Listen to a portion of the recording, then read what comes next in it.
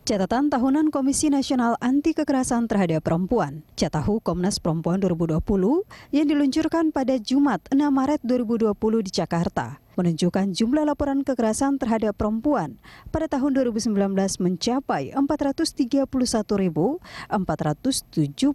kasus. Angka ini jauh melonjak jika dibandingkan Catahu Komnas Perempuan tahun 2008 yang jumlahnya mencapai 54.425 kasus atau naik 792%. Peningkatan jumlah laporan kekerasan setiap tahun menunjukkan fenomena gunung es dari kekerasan terhadap perempuan.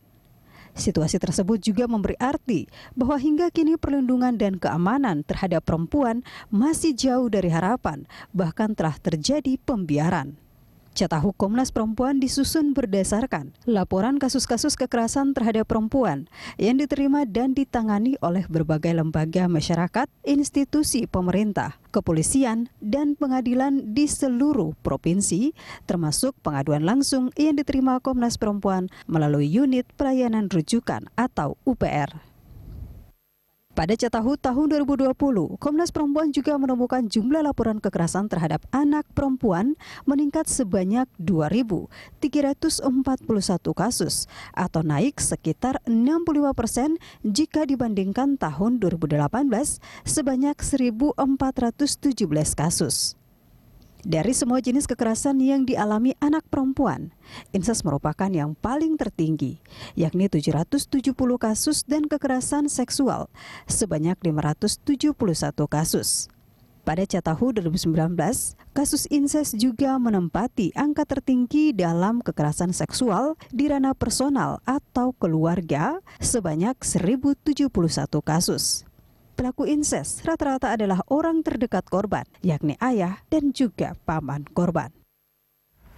Pemirsa, jumlah kekerasan terhadap perempuan yang dilaporkan di Indonesia cenderung meningkat dalam kurun waktu 11 tahun. Catatan Tahunan Komisi Nasional Anti Kekerasan Terhadap Perempuan atau Catahu 2020 menyebutkan maraknya kekerasan terhadap perempuan menjadi budaya yang menguat dan kewajaran karena minimnya perlindungan dan juga keamanan terhadap perempuan. Ya, lalu apa yang harus dilakukan untuk meminimalisasi angka kekerasan terhadap perempuan? Kita akan membahasnya bersama dengan Komisioner Komnas Perempuan Olivia Salampesi yang sudah berada di studio saat ini.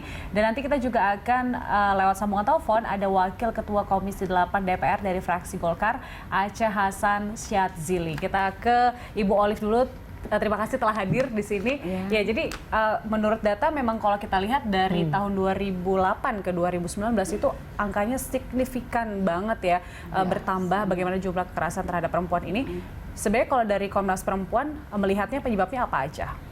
Iya, sebenarnya nih penyebabnya sampai angka begitu tinggi itu kan kita lihat dari budaya patriarki kita, ya.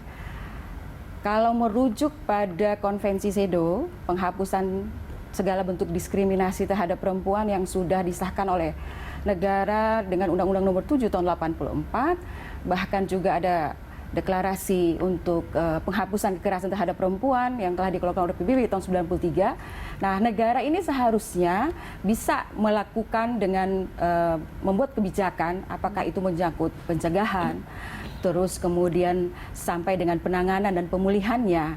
Nah, kalau kebijakan itu dibuat, maka tentu angka-angka ini tidak akan terjadi meningkat seperti ini, seperti itu.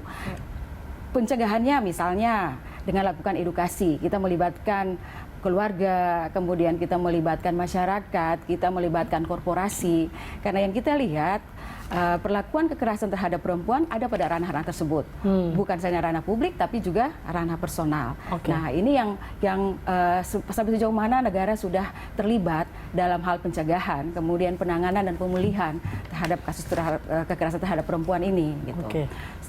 Bu Olivia, tapi kalau kita lihat berarti Anda bisa mengatakan bahwa dengan meningkatnya angka ini, benarkah bahwa memang ada satu stigma mengatakan bahwa ini sudah satu hal yang sampai di masyarakat pun muncul sebuah persepsi bahwa ini satu hal yang wajar, adanya kelalaian di sini hingga akhirnya angka ini semakin meningkat. Iya, kalau dibilang sih darurat sebenarnya. Kalau untuk kekerasan karena dalam jangka waktu 2008, 12 tahun sampai ini naik kurang lebih 8 kali lipat. Kurang lebih 800%. Nah, ini berarti kan negara sebenarnya lalai nih dalam menyikapi ini. Nah, masyarakat dalam budaya patriarki menganggap bahwa perempuan itu adalah objek. Oke. Dan itu Masih yang banyak selalu persepsi dijaga. seperti itu. Oh iya. Dan itulah mengapa sampai kekerasan terhadap perempuan itu terjadi. Nah, karena ada dari, relasi kuasa. dari angka ini ya Bu ya, Iya. tentu kan apakah ini hanya angka yang dilaporkan saja sehingga bisa terdata atau banyak Justru kasus-kasus masih lain? banyak yang belum Yang belum terlaporkan. terlaporkan. Jadi seperti gunung es tadi ya kita sebutkan. Nah, yang baru dilaporkan karena kan tidak semua juga berani untuk melaporkan. Ada stigma di masyarakat kalau bahwa perempuan yang korban itu dia harus bertanggung jawab. Ya, ada stigma seperti itu. Akhirnya membuat dirinya malu gitu kan.